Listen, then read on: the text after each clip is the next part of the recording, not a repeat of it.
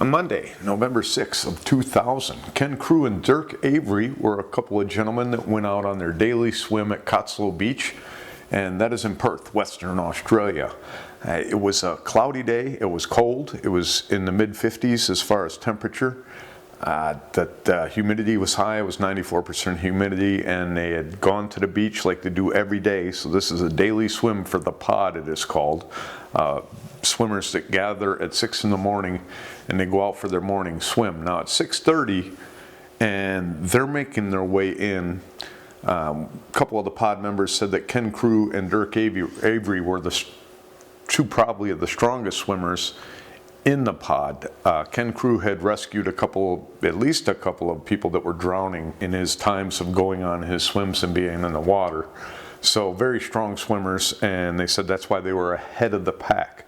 So they're swimming back to shore. It's 6:30 in the morning and they get into knee-deep water by the time this attack takes place. The beach has about 100 people on the beach. There's people that's in a restaurant and they're eating their breakfast, and all these people are able to see this attack happen because this happens in the shallows from a huge shark, from a 16-foot great white shark. So they're swimming in and suddenly somebody yells shark, and they all are swimming as fast as they can to shore.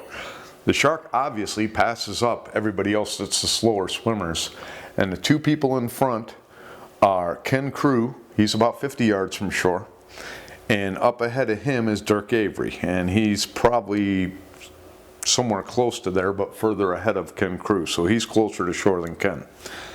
Shark first goes at Ken Crew. They say that he was bit in his torso, but it also bit him and it had severed his leg, they said high on the thigh. So his leg is severed. One of the witnesses that was in the swim, he was almost ashore and he heard the yelling, and he says he turned and he saw blood in the water. And another witness said that it looked like the shark was pushing Ken Crew through the water. And yet another witness said that it looked like the shark grabbed him and was pulling him back. So it sounds like it bit him a couple times, and if the shark is coming in on him, it's probably going to push him forward a little bit with its momentum and then maybe thrash him around or pull him back. So both of those things can be possible and likely ended up happening. But the craziest part about this is Ken Crew had seen the shark coming. Sounds like he stood up and he pushed at the shark.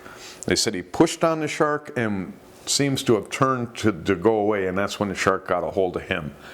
And sounds like it bit him twice, but it wasn't done. Dirk Avery's now swimming to get to shore, and he's in, at the most, the first attack's in 3 feet of water, waist deep. So now Dirk Avery is closer to shore, and the shark goes after him. So the shark leaves the victim, bit his leg off, and leaves Ken Crew and goes after Dirk Avery, who's closer to shore. And it catches up to Dirk Avery, and Dirk Avery is trying to fight the shark off. And he is hitting the shark, tried to kick the shark because the shark got one of his feet in its mouth and bit his foot. Actually, he had lacerations going up his leg also, and then it got his other foot when he tried to get away. So both of his feet ended up bitten by the shark that already bit Ken Crew. There was a passerby, John Sims, he was just on his way by, witnessed the attack. He ran up and started fighting the shark off with Dirk Avery to get the shark off of Dirk. They managed to get the Dirk away from the shark. Like I said, a 16-foot shark in probably less than 3 feet of water now, and they get him to shore. Then John Sims goes and meets somebody with a paddle ski, and they paddle out and they retrieve Ken Crew's body. By the time they got Ken Crew to shore, he was no longer bleeding. He had already bled out from the leg being gone, which severed his artery, his femoral artery, and he ends up passing away from his wounds. Dirk Avery gets in and he gets sewed up. He was in a wheelchair, so he's in a wheelchair. It's, probably within a week after the attack, and he ended up reading the eulogy at Ken Crew's funeral. So Dirk Avery ends up surviving this attack. A woman went and had heart pains. Older woman had heart pains on the beach, but she didn't need to go in for the medical treatment any further than on the beach. Dirk Avery was taken in. He had his wounds, but he was also in shock. I'm sure plenty of the people that watched this were in shock, whether they were up on the diner eating on the beach. There were even people in the water. So the shark obviously passed up other people that could have gotten to easier and went after the people that were closest to the beach out of those swimmers. A very odd attack, a daily swim. I believe there wasn't a fatality before that attack till all the way back to 1925 in that area. Australia ended up having a few fatal attacks right around the time of the Ken Crew attack, and they were pretty concerned about that fact, but it doesn't sound like it. For these, both of them went down as an attack, not an attempt to predate.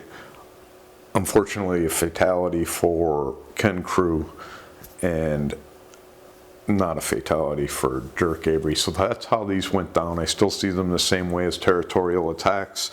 Shark was probably in there feeding. Same thing with the when it's out there trying to hunt and it runs into these surfboards all over the place, and I think that's why they attack the people on the surfboard or the surfboard or both. Same thing with kayaks. I think all these kind of attacks are kind of the same thing, get out of the water. And it works when the sharks do it. So that's my take on these attacks by Ken Crew. Another one where a shark, we know this time, the shark, unlike with the last multiple victim attack we covered, which was our first of the series, which was